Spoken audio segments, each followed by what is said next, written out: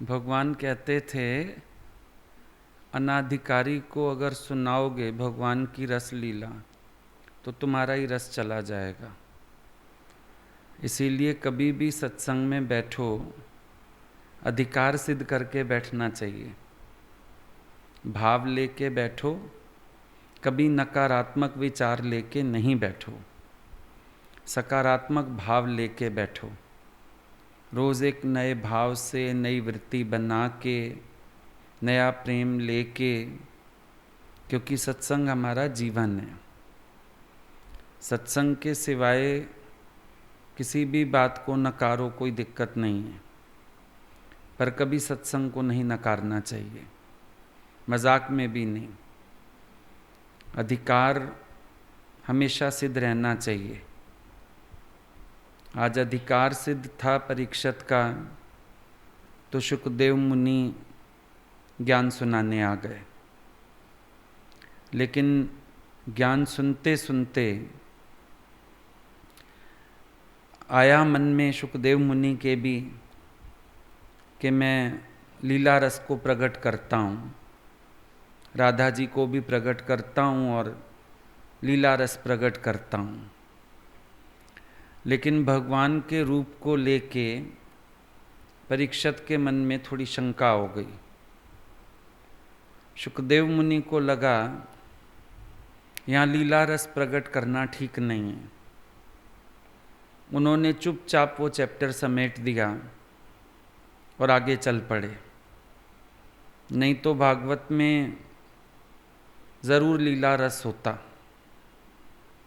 इस लीला रस के सब लोग अधिकारी नहीं होते हैं।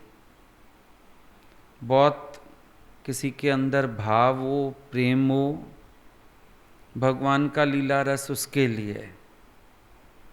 अभी गुरु की भी सब बातें हम बहुत प्रकट नहीं कर सकते हैं, क्योंकि पता नहीं कौन किस भाव से उठा लेगा, किसका दिमाग किस तरफ चल देगा।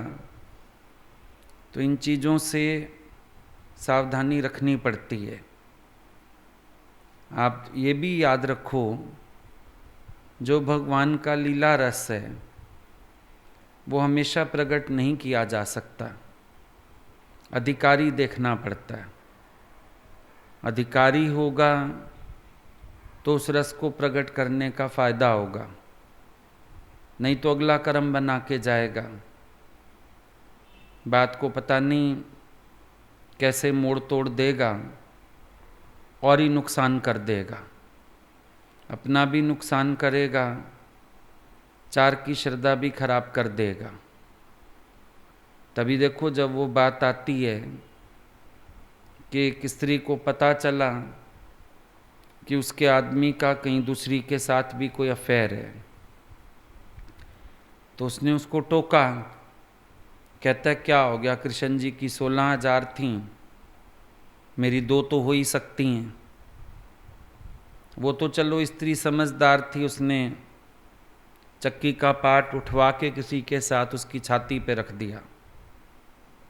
बोला हटाओ, मर जाऊंगा मैं। तो बोली कृष्ण ने तो एक उंगली पे गोवर्धन उठा लिया, ये तो चक्की का ही पार्ट है। पर बात एक समझ में आती है कि लीला भी वो सुने जो सही तरीके से समझ भी सके और अनुसरण करने की कोशिश तो बिल्कुल ना करे। कई लोग बात सुनते हैं गुरु की, फिर नकल करने की कोशिश करते हैं, वो पाप हो जाता है और ऐसा करने वाला अनाधिकारी हो जाता है।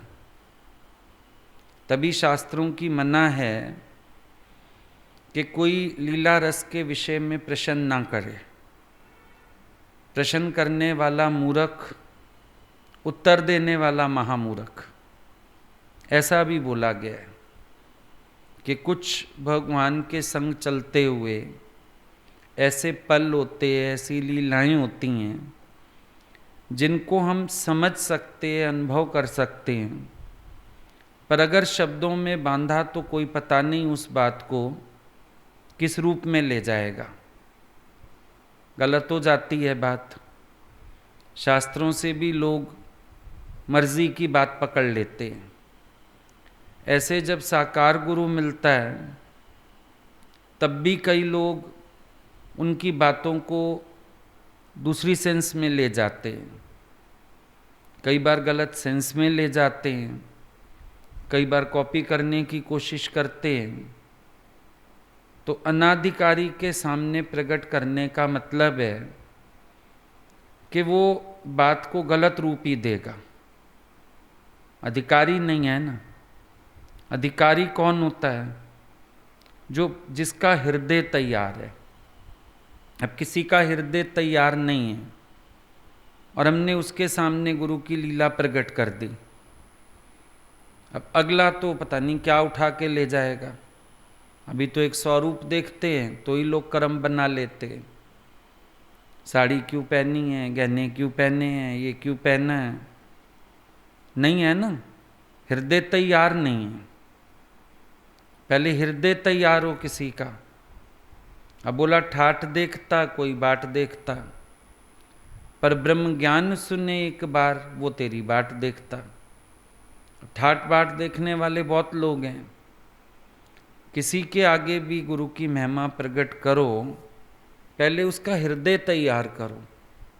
दर्शन के लिए भी किसी को लेके आओ, पहले उसका हृदय तैयार करो कि अगले व्यक्ति का हृदय तैयार है, सुन सकता है, समझ सकता है। वो दर्शन करेगा तो भगवान का दर्शन करेगा या भगवान के श्रृंगार का दर्शन करेगा। अब बचपन से हम लोगों के अंदर बात डाल दी गई, भगवान है भगवान है, तो हमने उनके मुकुट को, उनकी बांसुरी को उनकी शोभा समझा हमेशा। कभी हमने संशय नहीं उठाया। तो किसी के आगे हम गुरु की महिमा को प्रकट करें, इतना उसका हृदय तैयार कर दें कि वो भगवान को भगवान जान पाए। ये नहीं कि वो कुछ भी उठा के ले जाए, कोई भी बात दिमाग में रख ले। वो हुआ ना, एक बार एक संत बैठे थे, वो भी वहीं मथुरा वृंदावन गए हुए थे कहीं से, तो भक्तों की टोली साथ थी, लेके बैठे। रात को ऐसे ही मन किया भजन भाव कर लें, अब सारे आए हैं। होता है कहीं टूर पे जाओ तो लगता है सबका टाइम पूरा यूटिलाइज हो। चलो डिनर के बाद भी फ्री हो गए 8 बजे, चलो 9-10 बजे सोएंगे, फिर कोई जाके कमरे में मोबाइल चलाएगा, गपशप लगाएंगे। तो इससे बेहतर है भाई सबको बांध के बिठा लो, 1 घंटा भजन भाव कर लो, फिर जाके अपना सो जाओ। तो रात को बैठे ऐसे, अब भजन के लिए बैठो तो कभी भजन कभी चर्चा कुछ भी हो जाता है। तो उन लोगों के यहाँ भी भजन होते होते कोई चर्चा हो गई। चर्चा भी क्या हो गई, एक भगत ने पूछ लिया प्रभु की कोई लीला प्रकट करें आप बताएं। अब वो संत थे बड़े मस्त मौला। अब लीला जो है वो कुछ तो हुई, कुछ भक्तों की मानसी भक्ति भी है। अब वो मौज में थे, रात का टाइम है, वो तो अपने भाव में चढ़े हुए थे। भगवान के विश्राम का समय है, राधा जी के विश्राम का समय है। तो लीला प्रकट करने लगे तो एक पद अपना ही प्रकट कर बैठे कि राधा जी सोने जा रही हैं, भगवान चरण दबा रहे हैं, शयन लीला है ये। प्रकट कर दी बात। अगले दिन एक सेठ आया, महात्मा जी आपने बड़ी मुसीबत कर दी, बड़ी मुसीबत कर दी। मैंने क्या कर दिया? बोला सेठानी ने रात को मेरे को पांव दबाने बिठा दिया। बोला अगर कृष्ण जी पांव दबा सकते तू क्यों नहीं दबा सकता? आपने तो गलत लीला सुना दी। अब लीला गलत नहीं सुनाई, लीला गलत उठा ली। भाई हर भक्त भगवान की लीला में कलोल करता है, उसको आनंद होता है, क्योंकि इस लीला में खासियत ही यही है कि प्रेम प्रकट होता है और आनंद हमको होता है। अभी भगवान का प्रेम गोपियों के लिए प्रकट होता है, आनंद हम लोगों को होता है। भाई सखी श्याम सुंदर चलिए ने मैनू दीवाना कीता। अब सखी क्यों भगवान ने उसके मटकी में पत्थर मारा, भाग गए, लीला, पर हमको रस देती है वो बात। कभी भी भगवान की कोई भी लीला की चर्चा हो, गुरु की किसी भी बात की चर्चा हो, ये सावधानी रखनी चाहिए कि वो सिर्फ हमारे आनंद के लिए, हमारा मन कल्लोल करे उनकी लीला में और संसार के विकर्षण से बचा रहे। भगवान में आकर्षित होगा, संसार के विकर्षण से बचा रहेगा। कभी हम एक दूसरे को भी सुना बैठते हैं बातें, लेकिन वो किसके लिए? आनंद के लिए। वे समझो हम तुमको बोलें भगवान मौज में आते थे, अब किसी किसी स्वरूप में तुम देखते हैं 2 पेंडेंट भी पहने हैं, तो ये मतलब नहीं है कि कोई 2 पेंडेंट पहनेगा तो उन जैसा हो जाएगा, या हम 2 पेंडेंट पहन लें गले में फिर हम सोचेंगे हम भगवान के प्यारे हो गए। ये लीला रस है, बस उनको देख के खुश हो जाओ, उनका दर्शन करके खुश हो जाओ, उनकी मौज देख के खुश हो जाओ। ज़रूरी नहीं है पीताम्बर पहनना है, ज़रूरी नहीं है मुकुट लगाना है, बांसुरी उठानी है, ये तो नकल हो गई। लेकिन अधिकार क्या होना चाहिए कि हम भगवान की लीला से रस ले सकें। ये हृदय तैयार करना है, जो हृदय इस तरह से तैयार हो जाए कि भगवान की कोई भी लीला सुने, देखे, उसमें से आनंद उठा ले, आनंदित हो जाए, उसके चिंतन में आ जाए, भगवत चिंतन में चला जाए, भगवान की मौज में आ जाए, अपना देह अध्यास भूलने लगे। क्यों? वो तो उपराम है इन चीज़ों से। कल भी बात चली, जिनका सिमरन करने से सबका देह अध्यास छूट जाता है, तो वो इन चीज़ों के अधीन तो होंगे नहीं। भाई आज हम गुरु को याद करते हैं, उनका सिमरन करते हैं, उनके प्रेम में डूबते हैं, तो हमारा देह अध्यास चला जाता है, काम क्रोध चला जाता है, तो वो फिर इन चीज़ों के अधीन तो होंगे नहीं। लेकिन उन्होंने अपना स्वरूप ऐसा प्रकट क्यों किया? मोहन ने मोहिनी स्वरूप धारण करके हम सबका मन मोह से निकाल दिया। ये रीज़न है प्रकट करने के पीछे। जब उन्होंने आजीवन देह को मिथ्या कहा, तो फिर वो देह में आसक्त तो होंगे नहीं, उनको देह बुद्धि तो होगी नहीं। लेकिन ये रस प्रकट क्यों किया गया? हमारे लिए। इसीलिए भगवान का श्रृंगार रस ज़्यादा प्रकट नहीं किया जाता, क्योंकि लोगों का दिमाग श्रृंगार में चला जाता है। अभी श्रृंगार रस प्रकट करें अगर भगवान का, तो क्या होगा?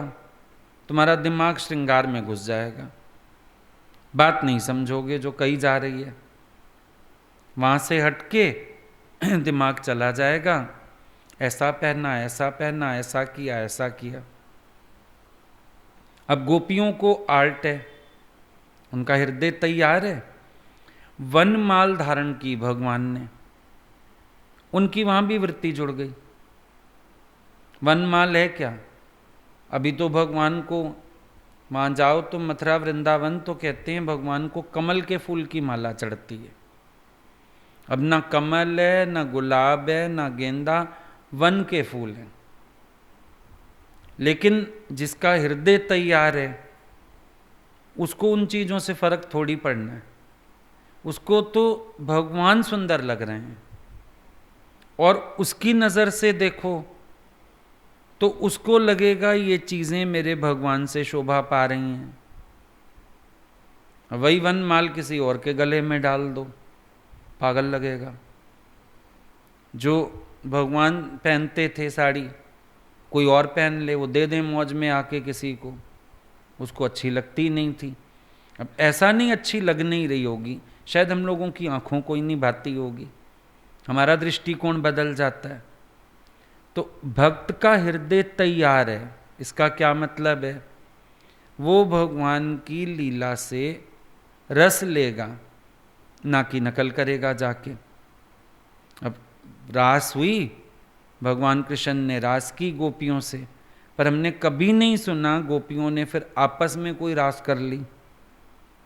सब रास के आनंद में डूब गईं, समाधिस्थ हो गईं। भगवान चले गए, सब स्थिर होके बैठ गईं। फिर नहीं सुना हमने गोपी गीत गाए, फिर नहीं सुना हमने नाची गाई, सब स्थिर होके बैठ गईं, अपना समाधिस्थ हो गईं। जिसका हृदय तैयार है वो अपने परमात्मा के दर्शन से, छवि से, लीला से खुद ही समाधिस्थ हो जाएगा। वो ये थोड़ी करेगा कि अब फर्क क्या हो जाता है बातों में। अब भगवान चाहे राधा के संग लीला भी करें, है ना, पर कोई साधारण व्यक्ति देखेगा, कहेगा हम भी तो एंजॉय कर रहे हैं। अब हो गई बात गलत। उन्होंने एंजॉय नहीं किया, वो तो इन भावनाओं से बहुत दूर हैं, देह के तल से ही बहुत दूर हैं, विषय से ही बहुत दूर हैं, स्पर्श से ही बहुत दूर हैं। उनकी तो लीला थी भक्त को मोहने की, भक्त को आकर्षित करने की, भक्त का मन स्वयं में रखवाने की। पर कोई दूसरा व्यक्ति देखेगा, वो कहेगा हम भी एंजॉय करें। आज समझो कोई ऐसा केस आ जाता था, भाई किसी के पास कोई ट्रेजिडी हो गई, कुछ हो गया, अब गीता भगवान उनको लेके अबराय होटल भी जाते थे, बीच पे भी जाते थे, कि पूरा दिन ज्ञान भी अगला कितना सुनेगा, चलो इसको घुमा लाएं, कुछ खिला लाएं, इसका मन चेंज होगा, ऐसे साथ देते थे अगले को। अब कोई गुरु को देख ले, बातें सुन ले, अब तुम भी चले जाओ किसी को लेके बीच पे और कहीं, और अगले को बोलो क्या हो गया, हम भी तो एंजॉय ही कर रहे हैं। अब गलती तो यही है, तुमने गुरु को भी एंजॉय करते देखा और खुद भी एंजॉय कर रहे हो, तो मतलब तुम कहाँ आ गए, तुम देख के तल पे आ गए, तुमने गलत कैच किया, तुम अनाधिकारी हुआ, अनाधिकारी हुआ ना। लीला की नकल करने की कोशिश करता है, अनाधिकारी हुआ। गुरु का तरीका है सबको चढ़ाने का, बढ़ाने का। और तुम ये भी देखो, गुरु के संग चाहे कोई घूमे, चाहे कोई खाए, गुरु फिर भी उसकी वृत्ति की संभाल करता है, फिर उसको ज्ञान में टिकाता है, फिर उसको धीरे धीरे गाइड करके ऊंचा चढ़ाता है। और तुम्हारी जब भावना ही अपनी एंजॉयमेंट की है, बड़ा फर्क है। भगवान की भावना सर्व को सुख देने की है। रोज सुन रहे हो, भगवान राधा को भी सुख देना चाहते हैं, उसको ही स्वामिनी बना लिया है, मानव लीला करी, उसको ही स्वामिनी बना लिया, उसके सुख के लिए सब कर रहे हैं, अपने सुख के लिए नहीं। और तुम जब खुद सुख बुद्धि वाले होंगे, तुम सोचेंगे शायद गुरु ने मजा लिया, मैं भी लूं। दादाजी को देख के कई लोग सोचते थे ये तो लेडीज को लेके बैठे रहते हैं, ये तो माथेरान जाते हैं, ये तो ऐसे करते हैं। अब क्या देखा उन्होंने, लीला नहीं देखी, तभी लीला शब्द दिया गया। महापुरुषों की बात के साथ लीला बताया कि उनकी लीला है, ना कि ये उनका कोई एंजॉयमेंट है। यही तो फर्क है। अब भगवान राधा को प्यार दें, साथ दें, वो राधा को प्रेम के चरम में ले जाएंगे। तुम किसी को प्यार करो, साथ दो, पति भी देता है, वो विषयों के गर्त में ले जाता है। भगवान का प्रेम राधा को इतना अकेला कर देता है कि राधा राधा को नहीं खोज पाती, कृष्ण के राधा को खोजती है। ये उनके प्रेम का परिणाम था। विचार करो, प्रेम किसी को इतनी ऊंचाइयों पे ले जाए जहां अगला प्रियतम का ध्यान करते हुए तन्मय हो जाए, और शाम शाम जपते राधा शाम हो गई, पूछन लगी सखियों से मेरी राधे कहाँ खो गई। प्रेम किस चरम पे ले गया, अपने से भी एकांत करा दिया इस प्रेम ने। ये भगवत प्रेम था, ये सच्चा प्रेम था, ये निष्काम प्रेम था। ये वो प्रेम था जिसमें भगवान को किसी से कोई रस नहीं है, पर भगवान अगले को आकर्षित करके, attracts, inspires and then transforms. उनका एम है अगले को ट्रांसफॉर्म करने का। उनका एम था राधा कृष्ण हो जाए, राधा राधा ना रहे, राधा कृष्ण हो जाए। और सांसारिक प्रेम का उद्देश्य क्या होता है? 1 से 2, 2 से 3, 3 से 4। ईश्वरीय प्रेम का उद्देश्य क्या होता है? एक का भी अंत हो जाए, सच्ची एकांत हो जाए, कुछ याद ना रहे, कोई भाव ना रहे। अंतर हो गया। अब तुमने जब दैहिक दृष्टि से देख ली वो लीला, तुम कॉपी करना चाहोगे, तुम सोचोगे भगवान ने एंजॉय किया, हम भी एंजॉय करते हैं। बस यही पाप हो गया। उन्होंने एंजॉय नहीं किया, उन्होंने प्यार दे के अगले को चढ़ाना चाहा, और सही दिशा में गया उनका प्रेम, सही दिशा में गया ना। तो ये समझने वाली बात है।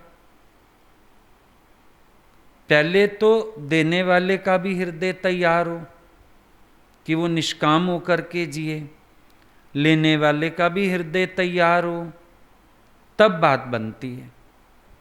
और अनाधिकारी के सामने प्रकट हो जाए अगर रस, गड़बड़ हो जाती है। इसीलिए सावधानी रखनी पड़ती है। कभी कई लोग सोचते हैं हम रूम में आए, आप बात कर रहे थे, चुप हो गए। तुम्हारा स्वभाव देख के, तुम्हारी हरकतें देख के सावधान रहना पड़ता है।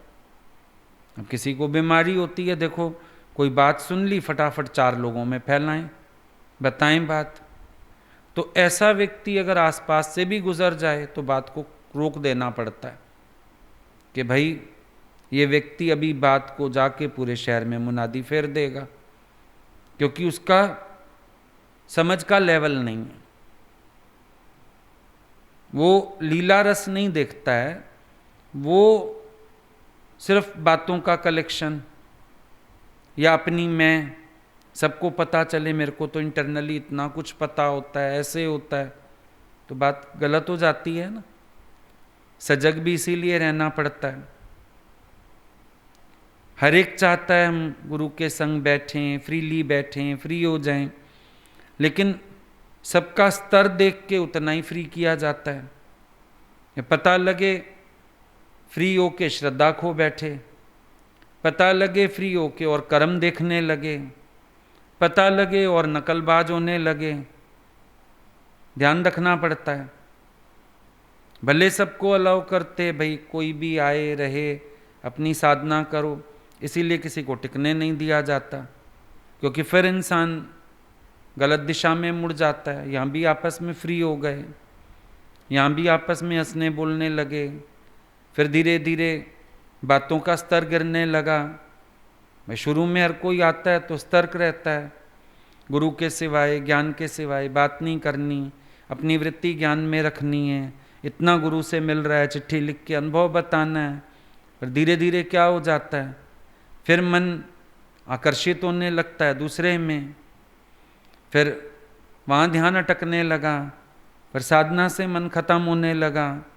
तो बेहतर लगता है कि सब आएं, अपना थोड़ा समय रह के साधना करें और चलें, फिर आगे बढ़ो, फिर अपने घर जाओ, फिर तपस्या करो।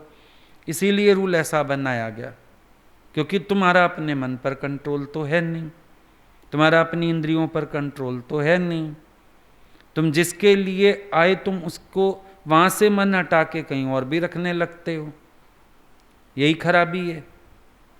सब आए भगवान के लिए ना। अब गोपियों ने भी लीला देखी चाहे, पर वो युगल लीला देख के आनंदित हुई। देखो एक बात ये बड़ी समझने वाली है कि राधा और कृष्ण की लीला ज़्यादा आती है ना। गोपियों ने भी लीला तो देखी, ग्वालों ने भी देखी, पर उन सब ने क्या किया, वो उस लीला को देख के भी आनंद में डूबे बस। किसी ने ये नहीं किया कि चलो भगवान राधा के साथ झूले में बैठे, आओ हम 2 ग्वाले ही बैठ जाते हैं, आओ हम 2 गोपियां ही चढ़ बैठती हैं। ऐसा भी नहीं हुआ ना। तो समझने वाली बात है, जिसका हृदय तैयार है वो सिर्फ भगवान की लीला देख के आनंद में डूबेगा। अब भगवान ने अगर उनको अधिकारी समझा अपनी लीला का साक्षी होने दिया, या कभी कभी लीला में पार्ट भी दिया, तो उन लोगों ने उसका मिसयूज नहीं किया ना। ये भी तो एक बात है समझने वाली।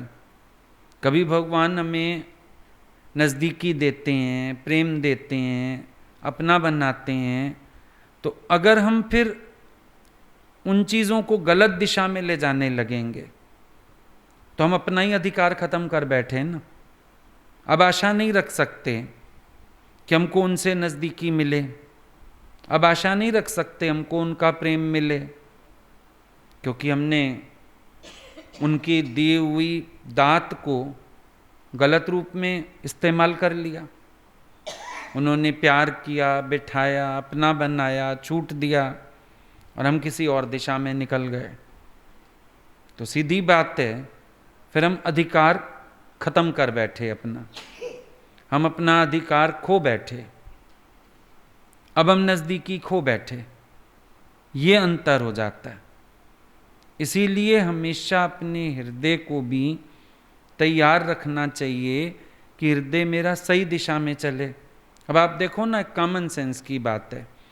आप एक फुल्का बनाते हो, पहले आप तवा रखते हो, ठंडे तवे पे फुल्का डाल दो, बनेगा?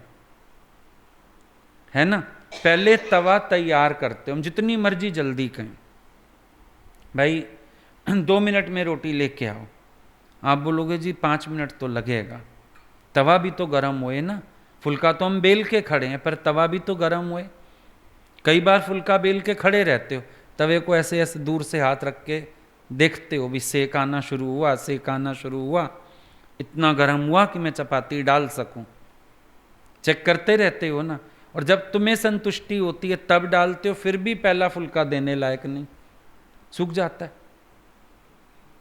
फिर भी नहीं देने लायक होता।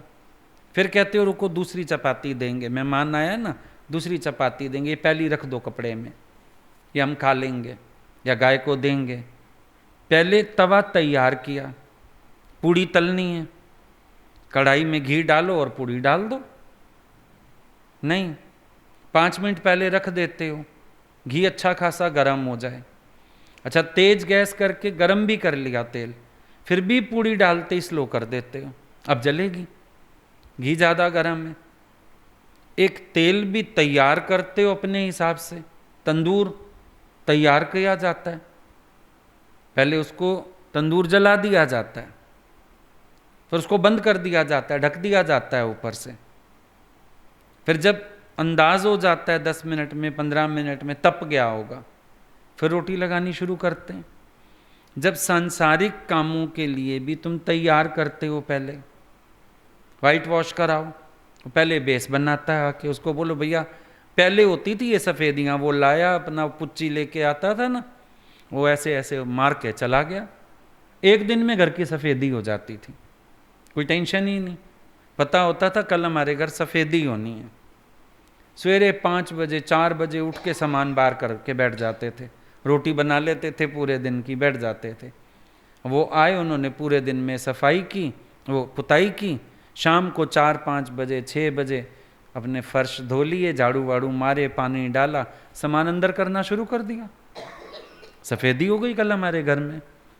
आजकल बेस बनते हैं, प्राइमर मारे जाते हैं, पुट्टी भरी जाती है, खैर दीवारों की शो भी और होती है, फर्क हो गई बात। तो पहले वो बेस बनाते हैं चीज़ का, उसके बाद बनाते हैं। पहले कपड़े बनवाते थे, नॉर्मल सी लाइनिंग लगनी है तो लगनी है, नहीं ऐसे ही बन जाते थे। आजकल फ्यूजिंग का फैशन आ गया, पहले कपड़ा तैयार किया जाता है फ्यूजिंग लगा के, उसके बाद कटता है, फिर सिलता है जाके, तभी टाइम ज़्यादा लेते हैं। हर चीज़ का बेस बनाना ज़रूरी है, बेस नहीं होता तो फिनिशिंग नहीं होती, मज़ा नहीं आता। अब हमारे जीवन में, हमारे हृदय में बेस तैयार होना चाहिए ना। भगवान का साथ करने के लिए भी बेस तैयार होना चाहिए। शुरू में आते हैं हम भयभीत होते हैं, डरते हैं, अब गुरु को हमारा डर निकालना पड़ता है, क्योंकि डर में प्रेम नहीं टिकता। पर अगर गुरु ने डर निकाला, प्रेम दिया, नज़दीकी दी, इसका ये मतलब नहीं होना चाहिए तुम मनमानी से चलो। फिर तुम इतना भय तो रखो कि वो नाराज हो जाएंगे। अब ये तुम्हारा हृदय तैयार नहीं है। तुमने कहा मेरे को डर ही नहीं है उनका, अब तो मैं कुछ भी करूं, कैसे भी चलूं, अब क्या डर है उनका, तो गलत हो गई ना बात। डर वो वाला हटाना था क्योंकि तुम अपने मन की बात नहीं कर पा रहे थे। भय जहां होता है फिर वहां प्रीत नहीं बढ़ पाती है। लेकिन दूसरी बात भी है, भय बिन प्रीत ना हो। दोनों बातों को समझ के चलना है। चलो गुरु ने हमारा भय निवृत्त किया, प्रेम किया, हमें हमारा डर दूर करने के लिए हमें नज़दीकी दी, साथ दिया, लेकिन फिर हम इतने निर्भय हो जाएं कि हम उसके मर्यादा को उल्लंघने लगें। हम इतने निर्भय हो जाएं कि हमको डर खत्म हो जाए। हम इतने निर्भय हो जाएं कि मनमानी पे उतर आएं, तो वो फिर वंचित। अगर तुम लापरवाह हो जाते हो गुरु की तरफ से, फिर एक बार वंचित हो जाओगे, खराब हो गई बात। समझना पड़ेगा ना बातों को। या तुम कहो अच्छा गुरुजी ऐसे करते थे, हम भी ऐसे करें। भगवान मिसाल देते थे, रामकृष्ण ने शादी की, विवेकानंद ने तो नहीं की। गुरुजी लोगों के सामने बातें आती थीं। जब आपके गीता भगवान ने शादी की, फिर आप लोग क्यों मना करते हैं? हम लोगों के सामने भी आई होंगी ये बातें। दादा भगवान गृहस्थी थे, गीता भगवान ने शादी की। अब जो ये बातें जान रहे थे, मतलब वो उनकी लीला नहीं समझ पा रहे थे ना। वो तो सिर्फ ये देख रहे थे बाहरी कर्म। एक उन्होंने क्या देखा? एक बाहरी कर्म देख लिया, सुन ली बातें, भाई बता दी गई उनको बातें। हाँ भाई उनकी भी शादी हुई। अब वो बस शादी को चिपक गए। शादी हुई, शादी हुई। शादी को क्यों चिपक रहे हो? तुम भगवान की अवतार की लीला को देखो और आगे की बात तो समझो। उन्होंने गृहस्थ में एक उदाहरण पेश किया, नई शादी करके उन्होंने एक उदाहरण पेश कर दिया। तुम इतने सालों गृहस्थी भोगने के बाद भी अपने आप को नहीं बना सकते हो। वो नई शादी करके भी सेवा में रहे, कभी सुख बुद्धि नहीं रखी, निर्लेप नारायण होके रहे। तुम्हारी बहुएं भी आ जाएं, सब आ जाए, तुम तब भी निर्लेप नहीं हो। तुम्हारी पूरी गृहस्थी में टांग अड़ी हुई है। तुम अपना मुंह काटने को तैयार नहीं, आसक्ति छोड़ने को तैयार नहीं। वो चीज़ें भी तो देखो। अब वो सब नहीं कैच किया ना, ये कैच कर लिया, उनकी शादी हुई। हमारे एक आते थे, रिलेटिव थे, उनका हर बार बहस का एक ही मुद्दा होता था, या अवतारों ने भी शादी की, तुम लोग क्यों नहीं करते? दुनिया से चले गए, लेकिन ये शंका रह ही गई दिमाग में। हर जगह उनकी भिड़ंती यही थी, हर जगह यही बात। हमको उल्टा लगा, शायद हमसे नहीं कैच करते। कोई और सत्संग करते थे, हमने उनका घर में सत्संग रखाया, इनको भी बुलाया कि आप आए। मैंने कहा शायद उनसे समझें। उनसे भी सत्संग में बहसबाजी हो गई, उठ के सत्संग से चले गए। एक ही मुसीबत थी, अवतारों ने शादी की। अवतार भैया तूने तो कर ली, नहीं नहीं तुम क्यों नहीं करते हो? नहीं समझ आ रहा ना, हृदय तैयार नहीं है। ये भी बात है, अगर हृदय तैयार ना हो किसी का, तो कितना ही उसको सेटिस्फाई करने की कोशिश करो, अगला नहीं होगा। या उत्तर कोई मन में रख के बैठा हुआ है। अब ऐसे व्यक्ति को जितने मर्जी उत्तर देते जाओ, अगला व्यक्ति संतुष्ट नहीं हो सकता है, क्योंकि वो भगवान बोल रहे हैं, पर भगवान को भी भगवान नहीं जान रहे, अपनी लीला पे रखा हुआ, अपने स्तर पे। कहाँ समझ रहे हैं? भजन तो शिव जी का भी आता है कि अगर उनके पास गौरा विराजे तो उनको संसारी मत समझो, अगर गणेश जी विराजे तो परिवारी मत समझो। लेकिन किसी ने समझा नहीं ना बात को। शादी हुई शिव जी की, भाई वहां कहते हैं बाटे ते बाटा भंगदा चढ़ावे, या कहते हैं देखो इस बाबे ने पखंड की रचाया है, भंगा दियाँ बोरियां भी नाल ले आया है। अब कौन सी भांग ले गए शिव जी? विज्ञानी तो अपनी घोट नशा चढ़ाता रहता है, कहीं ले जाओ वो तो अपने ज्ञान में, गुम ध्यान में, अपनी मौज में, अपने आनंद में। लोगों ने सोचा शायद वो बोरियां बार की ले गए, भांग की बोरियां उठा के ले गए। अब अगर तुम्हारी इतनी चॉइस होती है, लड़के वालों को तुम खुद कह देते हो वे हमारे लड़के को ये चीज़ पसंद है, आप इंतज़ाम रखना, भेज देते मैसेज शिव जी। भांग तो कॉमन चीज़ थी, पहाड़ों में रहते थे, हिमाचल कुमारी तो है, कॉमन चीज़ थी, बता देते भाई भांग मंगवा के रखना, हम तो भांग पियेंगे आके। दूल्हा है, कह सकता है। उनको वो भांग चाहिए नहीं, और जो भांग उनको चाहिए वो दुनिया के पास है ही नहीं। ये भांग ही ऐसी अपनी घोट तो नशा हुए। अंदर भाव होता है, श्रद्धा होती है, प्रेम होता है ईश्वर का। अब अपनी घोट बार बार चिंतन करो तो नशा चढ़ता, कहने सुनने से नशा चढ़ता नहीं है। आज अगर प्रेम नहीं है किसी के अंदर गुरु का, हम जितनी मर्जी बातें बताते जाएं, अगला वही का वही सूखा टीला खड़ा रहेगा।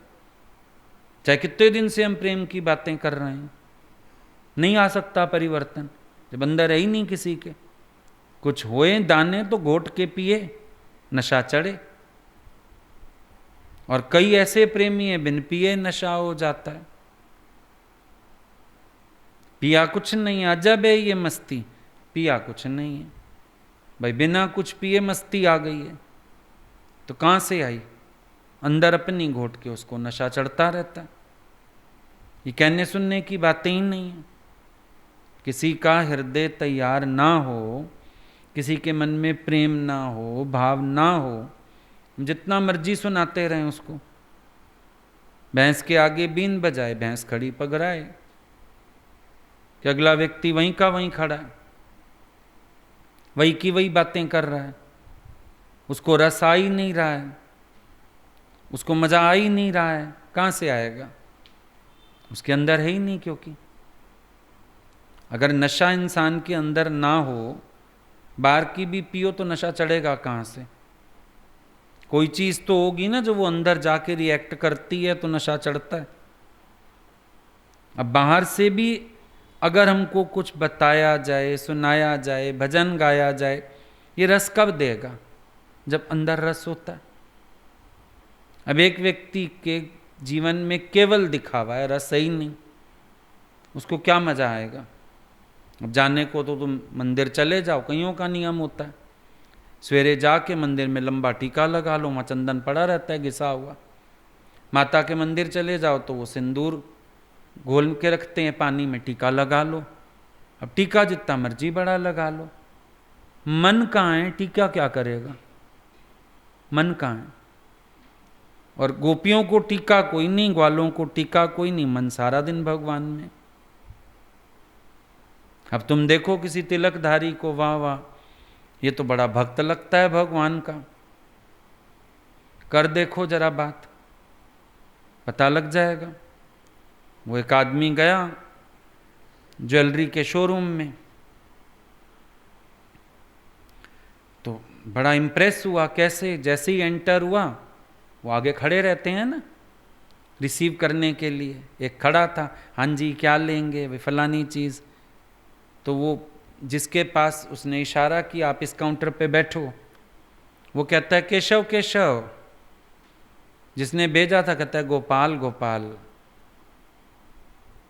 फिर उधर मैनेजर बैठा था, बोला हरे हरे हरे हरे। जो गेट की पे मिला था जिसने रिसीव किया, बोला हरो हरो। बड़ा खुश हो गया, भाई तो बड़े अच्छे लोग हैं, उन्होंने अच्छे से ठग लिया। बाद में किसी के आगे दुखड़ा रो रहा था कि तो इतने अच्छे लोग समझा मैं, उन्होंने मेरे से ऐसा किया। बोला ये तो उनकी कोड लैंग्वेज थी। उसने बोला जिसके पास भेजा केशव केशव कैसा है? कहता है गोपाल गोपाल, मतलब सीधा है। मैनेजर बोला हरे हरे मतलब हर लें? तो उसने कहा हाँ हरो हरो, निश्चिंत होके हरो, इसको बना लो पागल। ये उनकी कोड लैंग्वेज थी। बाहर से शब्दों का प्रयोग कैसा था, भीतर की भावनाएं कैसी थीं। अब बाहर से चाहे हम रोज माथा टेकाएं मंदिर जाके, घर में मंदिर बना लें, तिलक सजा लें, माथे पे अपने लोग देखें बड़ा भगत है भाई, चंदन का तिलक तो रोज लगा होता है इसको, बहुत बड़ा भगत है। लेकिन भगत तो हो अगर, तो उसको तो प्रभु के नाम से ही मस्ती चढ़े। किसी भक्त को देख के ही नशा आ जाए, किसी की भक्ति देख के नमस्कार करे, तब होगा ना जब अंदर हो। और ना हो तो जीवन तो बीते काम और क्रोध में, विषय और वासनाओं में। और भले माथे पे तिलक सजाओ, गले में रुद्राक्ष की माला क्यों ना पड़ी हो, क्या फर्क पड़ेगा। अब ऐसे व्यक्ति को प्रभु की लीला सुनाओ, उसका मन लीला में नहीं लगेगा, उसका मन संशय उठाएगा। ये अंतर है। उसका मन लीला में नहीं लगेगा कि प्यारे की लीला क्या है, उसका दिमाग तो कहीं और ही चलेगा। वो ये सोचेगा मैं कृष्ण बन जाऊं, मेरी पत्नी राधा बन जाए, उसका दिमाग वहां चलेगा। चार गोपियां सोचेगा बाहर ढूंढ लूं, कोई ऑफिस में मिल जाए, कोई कहीं मिल जाए। लीला रस प्रकट हुआ? नहीं हुआ। क्योंकि लीला रस प्रकट होता है भगवान को बीच में डालने से। तुम क्या घोट रहे हो उस पर भी तो डिपेंड करता है। भांग की जगह तुम धनिया घोटने बैठ गए तो क्या होगा? तुम घोट क्या रहे हो? तुम किस चीज के चिंतन में हो, किन विचारों में हो, ये भी तो इंपॉर्टेंट है। एक क्षण के लिए ही कोई दृश्य आ जाए तुम्हारे आगे, अब तुम्हारी सत्य बुद्धि है, सुख बुद्धि है, अब वो दृश्य तुम्हें गिरा के ही रहेगा, क्योंकि तुमने उससे रिलेटेड कुछ ना कुछ सपना बुन लिया। घोटा क्या? और देखना चाहता तो वहां भी भगवान को देख सकता था। कैसे? रामकृष्ण परमहंस ने देखा। जैसे नगन स्त्री उनके कमरे में भेज दी गई, थोड़ी देर बाद लोगों ने झांका, उन्होंने सोचा अब तो स्त्री इनको मोहित कर बैठी होगी, और देखा तो वो उसके पैरों में गिरे पड़े थे। माँ तुम आ गई, माँ तुम आ गई, साकार दर्शन दिया आज मुझे। इतनी शर्मिंदा हो गई वैश्या, और उसके बाद वो उनकी भगत बन गई। तो अपने ऊपर बात है, तुम क्या घोटते हो? तुम्हारे पास कौन से दाने हैं घोटने के लिए? मतलब तुम्हारा नजरिया क्या है? अधिकारी भी तो हम अपने को खुद बनाएंगे ना। हम अधिकारी नहीं हैं। लीला तो भगवान कितनी अलौकिक दिखा दें, हम खुद ही नहीं उस स्तर पे खड़े, तो ना हम उनको समझेंगे, ना हम आनंद में डूबेंगे, बल्कि हम चार कर्म और ही बना लेंगे,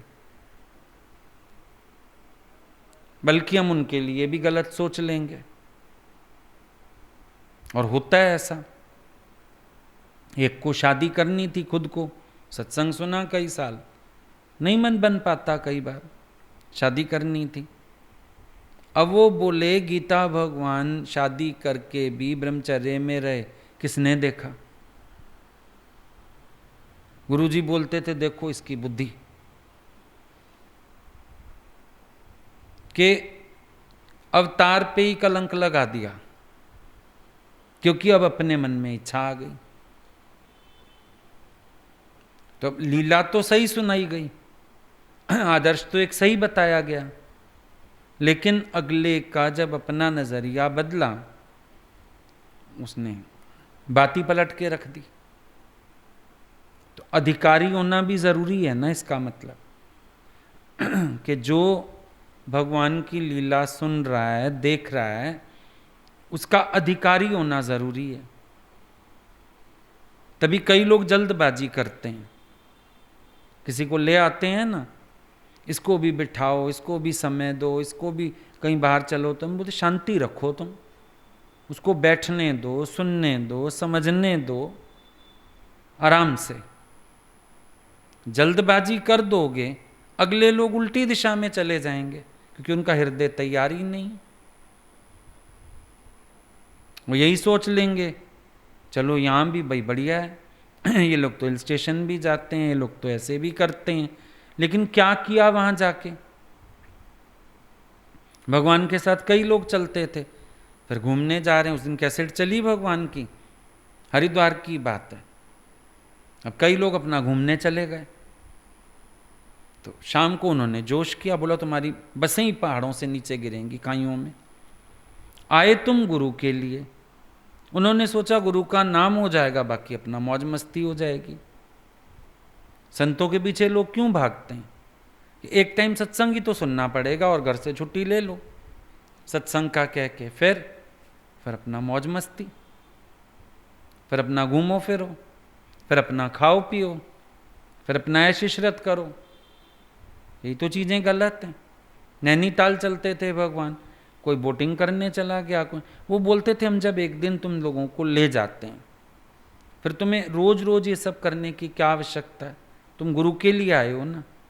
अब ये गड़बड़ हो जाती है, चले गुरु के लिए, अंदर उद्देश्य अपने रख लिए, मौज मस्ती अपनी ढूंढ ली, तो भगवान फिर बोलते थे भगाओ इनको यहाँ से, यहाँ ये सब करने आए हैं क्या, भगाओ इनको यहाँ से, हमें रहने ही नहीं देना ऐसे लोगों को यहाँ पे, अनाधिकारी हो गए।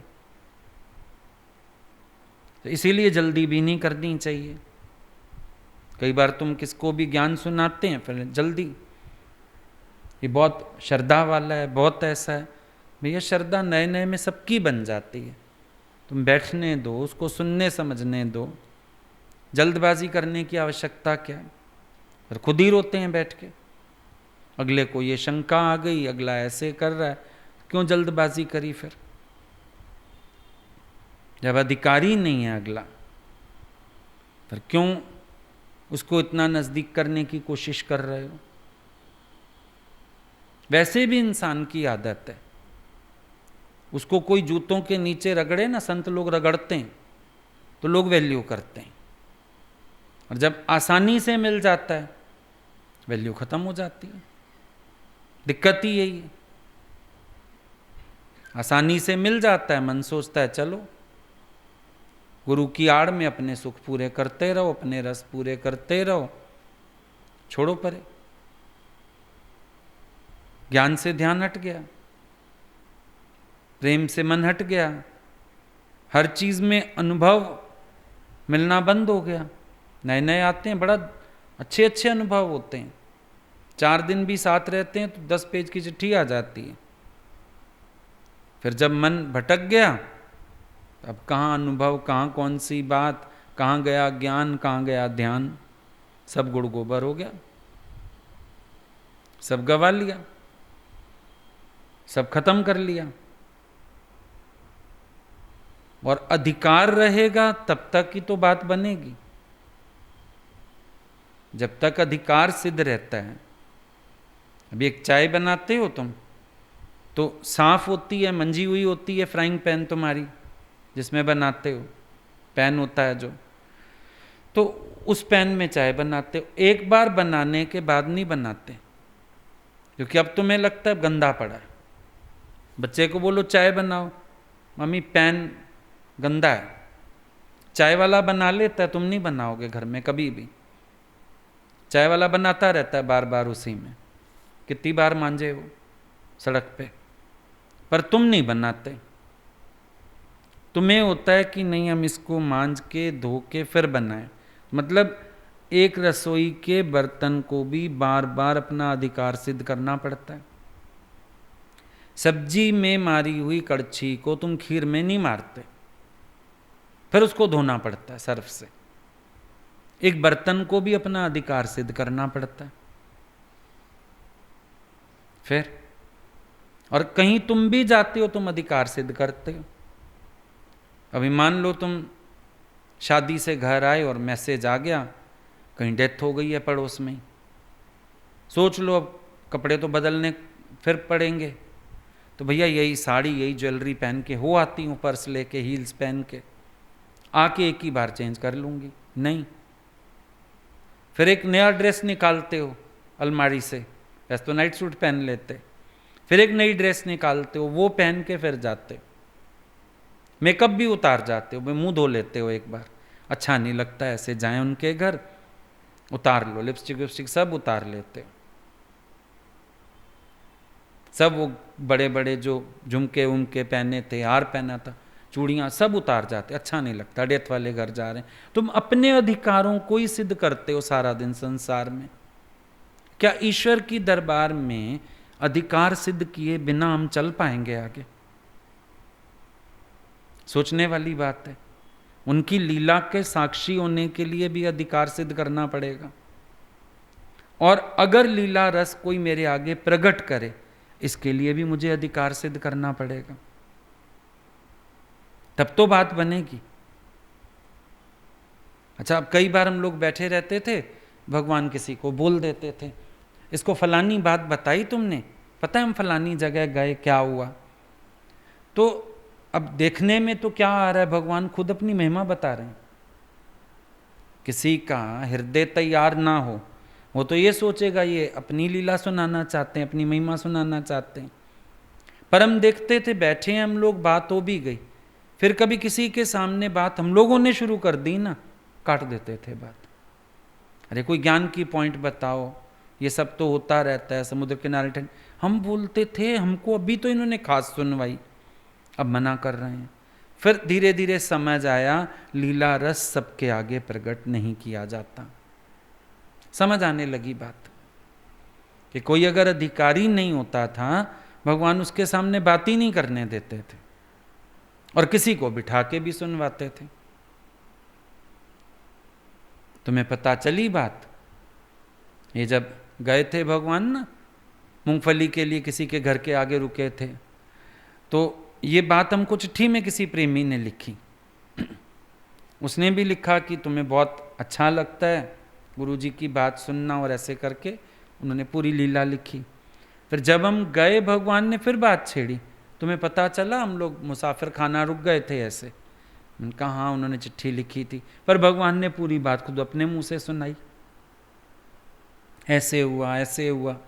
तो अधिकारी हम बनेंगे तो भगवान अपनी लीला में हमको प्रवेश कराएंगे, और अगर हम अधिकारी नहीं होंगे तो फिर वो आंखों पे पर्दा भी डाल देंगे। कोई बड़ी बात नहीं है। नए नए गए तो ऐसी बातें थोड़ी एकदम बता देते थे, पर जब उन्होंने देखा नजरिया कि इसको खुद इन्हीं बातों का रस है, ये लोग खुद ही ऐसी बातें हमको, हम लोग बोलते थे भगवान ये देखा ये देखा ये समझा, फिर धीरे धीरे उन्होंने बताना शुरू किया। तो शुकदेव मुनि ने पहले क्या देखा? परीक्षित का अधिकार देखा, और कितना अधिकार सिद्ध है उतनी बात करी। अष्टावक्र मुनि ने राजा जनक को क्या देखा? अधिकार देखा, जितना अधिकार सिद्ध था उतनी बात करी, उससे ऊपर बात नहीं करी। तो हर एक के लिए ये बात सिद्ध है। अब किसी का अधिकार भी तो हो ना, और अधिकार माना उसका अपने मन का भाव, उसके मन में श्रद्धा है, प्रेम है, भाव है, गुरु को देख के प्रसन्न होता है, गुरु की लीला देख के प्रसन्न होता है, गुरु को देख के आनंदित होता है, चलो उसको बुला लो भाई, रसलीला में वो भी शामिल हो जाए। और कहीं पर पता है भाई अगला शंका ही उठाता है, कर्म ही बनाता है, तो फिर क्या करेंगे उसका? फिर बोलेंगे ठीक है। भगवान कहते थे कोई दूर बैठ के थोड़ी श्रद्धा मन में लिए बैठा है, ज़्यादा अच्छा, बजाय इसके कि नज़दीक आके वो 100 कर्म बना के चला जाए। भाई यहाँ आके देखे गुरु ने ऐसा क्यों किया, वैसा क्यों किया, फलाना ऐसे नाचा क्यों, फलाने ने ऐसे गाया क्यों, इनके स्वागत के लिए ऐसा क्यों किया गया, इतने कर्म यहाँ आके बना, इससे अच्छा दूर बैठा रहे। फिर अधिकार ही नहीं है ना, और उसके अंदर शौक भी नहीं है अधिकार सिद्ध करने का। चलो कभी होता है, अधिकार नहीं है, पर इंसान शौक रखता है, भाव रखता है, अपना अधिकार सिद्ध करने की कोशिश करता है, तो भी पा जाता है। सारी बातें हरिद्वार पहली बार ही गए भगवान के साथ, अब जो नज़दीकी थे उन्होंने 1-2 दिन बात की, उसके बाद फिर खबर देनी शुरू कर दी, भगवान ना सत्संग के बाद वहाँ चलते हैं। उधर था एक भाटिया भवन बना हुआ, तो उनका क्या था, बड़े बड़े जंगले लगे हुए थे नदी के अंदर तक, मतलब बिल्कुल सेफ्टी थी, आराम से उतर जाओ सीढ़ियों में, बहने का कोई डर ही नहीं, कमर कमर तक, यहाँ तक पानी आ जाता था। भगवान वहाँ जाते थे कुछ लोगों के साथ, फिर सब पानी डालें, खेलें उनके साथ। तो धीरे धीरे सबको बता दिया गया, जो लोग थे, जो जा सकते थे, जिनका अधिकार सिद्ध लगा। हम लोग भी पहली बार थे ट्रिप में, लेकिन जो थे उनके बहुत नज़दीकी, उसने 1-2 बार बात की, सुना, समझा, सत्संग में एटीट्यूड देखे, फिर हम लोगों को भी ग्रीन सिग्नल मिल गया कि आप लोग आ सकते हैं उधर। अब वो लीला तो वो लीला ही थी, फिर उतना फ्रीली तो भगवान कभी नहीं चले पानी में, जो उस बार 1 महीना थे। वो अलग ही मौज थी, अलग ही लीला थी, अलग ही भाव थे सबके। जो जिनका अधिकार समझ में आया होगा उनको ले चले। अब कोई जाके ये देखे, लो ये तो अपना ही मौज करते हैं, ये तो अपना ही एंजॉय करते हैं, ये तो अपने लिए लोगों को ले आए, पता नहीं क्या दिमाग चले किसी का। तो वो अपना सत्संग सुने, धर्मशाला सबकी अपनी अपनी थी, कह दिया जाता था अपनी अपनी धर्मशाला में जाओ, रेस्ट करो, शाम को फिर आ जाना, अभी जाके खाओ पियो आराम करो। तो कई लोग चले जाते थे, सत्संग खत्म हुआ 10:30-11 बजे जैसे चले गए, भगवान वहाँ चल पड़े, फिर दोपहर को वापस आ गए, फिर लेट जाते थे, बोल तुम दृष्टांत लिखो, तुम ऐसे करो, फिर शाम का सत्संग, फिर कई बार गंगा किनारे चलते थे, फिर वहाँ किनारे पे ही बैठ, पानी भी रेयर पानी में पैर डालते थे, आम ले चलते थे, थैले में आम बांध देते थे, ठंडे हो जाते थे, बस वहीं किनारे पे बैठ के आम खा लिए, भजन, तब भीड़ होती नहीं थी वहाँ, भजन भाव हो गया, फिर लौट आए। फिर कुछ लोगों को बोलते थे अच्छा तुम निकल जाओ सीधे, फिर मार्केट से घूमते हुए आ गए, कभी कैसे कभी कैसे। लेकिन एक बात समझ में आती है कि अगर अंदर तुम्हारे प्रेम है, अधिकार सिद्ध है, तो तुम्हें प्रवेश मिलता है भगवान की रसलीला में। रासलीला कहो, रसलीला कहो, कुछ भी कह लो, क्योंकि लीला तो साधारण नहीं है। जब भगवान ने नर्तन धारण किया तो लीला तो साधारण नहीं है, लेकिन अपना अधिकार सिद्ध हो हमारा, ये बात बहुत जरूरी है। अगर हमारा अधिकार सिद्ध नहीं है तो हम प्रवेश नहीं पा सकते। अधिकार सिद्ध होना चाहिए। भगवान को कोई परेशानी नहीं है एक ही साथ रहे और कोई साथ ना रहे, लेकिन फिर जितनी हम अंडरस्टैंडिंग वाले होंगे और जितना हम उनकी लीला को देख के खुश होते होंगे, आनंदित होते होंगे, शंका में ना आए, उलझे नहीं, कॉपी करने की कोशिश ना करें, ये सब चीज़ें समझने की होती हैं। अदरवाइज हम अपना ही नुकसान कर बैठते हैं। तो आज बात गुरु की समझ में आती है। बोलते थे अनाधिकारी के सामने कभी लीला प्रकट मत करो, पता नहीं वो क्या उठा के ले जाएगा। तुम अपने भगवान को भी छिपा के रखो दुनिया से। अपने अब भगवान को कैसे छिपाएंगे, मतलब उनकी लीला छिपा के रखो, लोग नहीं समझ पाएंगे। नज़र क्या लगाएंगे, उनको कोई नज़र लग सकती है। नज़र लगना यही है कि गलत नज़र से देखेंगे, गलत भाव रखेंगे। अब दादा को लोग नहीं समझ पाए, अपनी स्त्री नहीं समझ पाई, बीमार हो गई वो कि ये सारा दिन औरतों के साथ बैठा रहता है।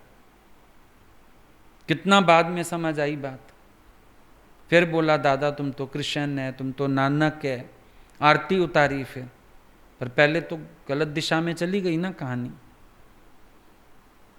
गलत हो गई बात। अपने मन से भी सावधान रहना, दूसरों की बात तो छोड़ दो, अपने मन से भी सावधान रहना। जब अपने मन से भी कोई प्रश्न चिन्ह उठने लगते हैं, इसका मतलब हमारी दिशा गलत है। अपना मन भी हमारा कुछ और विचार करने लगे तो इसका मतलब दिशा गलत है। या हम भी निष्काम करते हैं, हम भी सत्संग करते हैं, हम भी जाके गुरु की नकल करें, उन्होंने ऐसे किया हम ऐसे करें, उनके लिए ऐसे हुआ हमारे लिए ऐसे हो, उनके लिए टेबल लगाई, पानी रखा हमारे लिए भी रखो, उनके लिए चांदी का गिलास रखा हमारे लिए भी रखो, हमारे सोफे के पीछे भी पिल्लो लगाओ, गद्दी लगाओ, हमारे पैरों के लिए गद्दी लगाओ। ये सब लीला रस से निकल के तुम कहीं और चले गए। तो भगवान शोभा पाते हैं बैठे हुए, देख के खुश हो जाओ। तो उनका राजाई सिंहासन है, उनका ऐश्वर्य है, उनकी लीला है, उसको देख के आनंदित हो जाओ, ना कि कॉपी करो। तो ध्यान रखना तुम्हारा मन या तुम्हारे मन के ख्याल कहीं तुम्हारा अधिकार खराब ना कर दें और तुम्हें लीला रस से वंचित ना कर दें।